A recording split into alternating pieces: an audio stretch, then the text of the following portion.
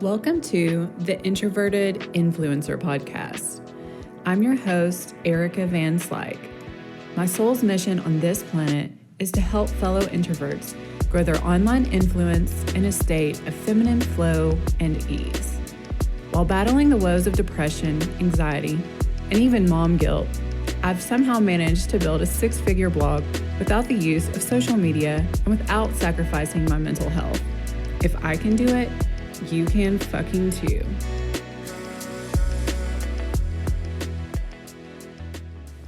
Hello and welcome to episode 12 of the Introverted Influencer Podcast. I am so grateful you are here today. So this week I have been in total decorating mode. I've been a mad lady and all I can think about is decorating this new house before we have a party over here this week. And so I'm a little distracted and I was having a hard time finding the inspiration for this week's topic. But after looking through some old journals of mine, I have established a journaling practice and I've been doing it for a few years and it's helped tremendously. And so I found some scribble-scrabble of me riffing on jealousy. And so today I want to talk about how envy can actually be a blessing if we can learn to reframe such a primitive, almost knee-jerk response. But before I get into how jealousy can be used as a tool for self-development, I want to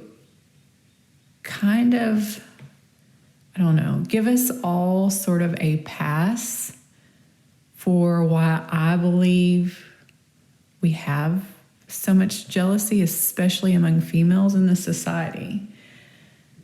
So I theorize that jealousy is so rampant because our Western world has been developed around the false notion of scarcity. And not just as it relates to physical goods or services, but also intangible concepts like success, abundance, happiness, even beauty. And from the scarcity mentality comes a really toxic sense of competitiveness because we've all been programmed to be threatened by other success due to this underlying fear-based scarcity matrix. And before I went through my spiritual awakening a few years ago, and I'm still on this journey, I'm not saying I'm self-actualized by any means, but before I had really taken the time to be with myself and my thoughts and get to really know who I was, I never realized just how much this false idea of scarcity had been running my life.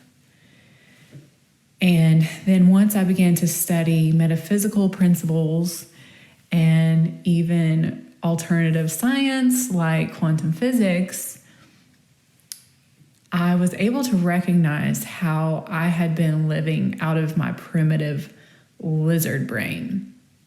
And for those of you who are interested in delving more into these metaphysical ideas, I highly recommend Dr. Joe Dispenza's work. He is a neuroscientist, and what I found so cool about his work is that he really shows a lot of the validity to the woo-woo and to a lot of my yoga practices through his studies. And I have been able to listen to most of his audiobooks on YouTube, but I'm sure you could get them off of Amazon as well.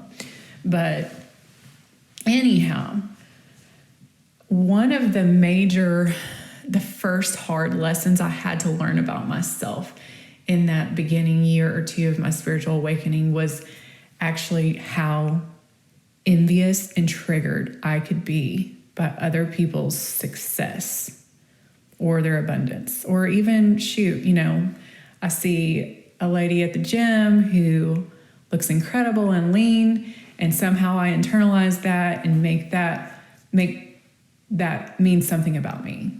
Very odd. But I was assuming that if the other person attained it, somehow there would be less to go around for me. And that's just really nonsensical, because in most cases, what we desire, connection, love, success, or self-esteem, it's not quantifiable, and it's not finite either. And if we can just take the emotional charge out of just this human knee-jerk response of this envy, and just recognize it for what it is and not judge it, and basically look at it as it's just old software in our brains that needs an upgrade because of the way we've been conditioned for so long, then we can use it as a self-development tool by getting curious about it instead of shamefully sweeping it under the rug. And so once I began to not condemn myself over experiencing jealousy and just get curious about it, I began to recognize more of what I wanted out of life and who I wanted to be and how I wanted to show up. But I had to own it instead of denying it. So, is there someone in your life or on social media that is triggering that kind of response in you? And your ego might even be telling you that somehow what that person has is shameful. Maybe you see them as loud or too outspoken or slutty, but deep down, there's something they have that you want. Would that mean confidence or attractiveness? What about their life or what they have or how they carry themselves triggers you or makes you envious? And perhaps you don't want their lives down to each tiny detail, but there's an element of their being that you want for yourself. Take note of that. Get curious about it. And even more importantly, stop making excuses for why you can't be, do, or have what you are envying. Because these are cues from your soul, from source, from God, from your higher self. There's a reason you have these feelings. Stop brushing them off.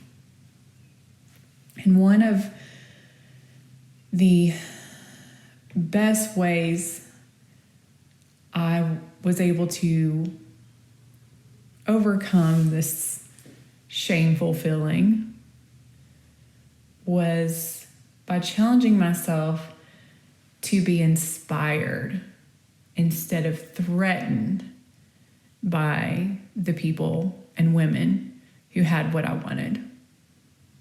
And it's that critical reframe of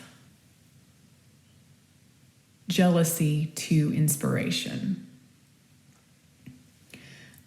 Let the people ahead of you be your mirror, reflecting back to you not only what's possible, but perhaps even revealing more to you about yourself and your soul's authentic desires. Because if you've been too ashamed to even acknowledge the fact that you're envious, I bet there's a lot about yourself that's been buried under self-doubt or people-pleasing. So I hope you found this message helpful. I don't make any money from this podcast, so it would mean the world to me if you could leave this podcast a 5-star review or share it with a friend, or even better, you can screenshot this episode and upload it to your Insta stories and tag me at Designing Vibes. Sending you my love.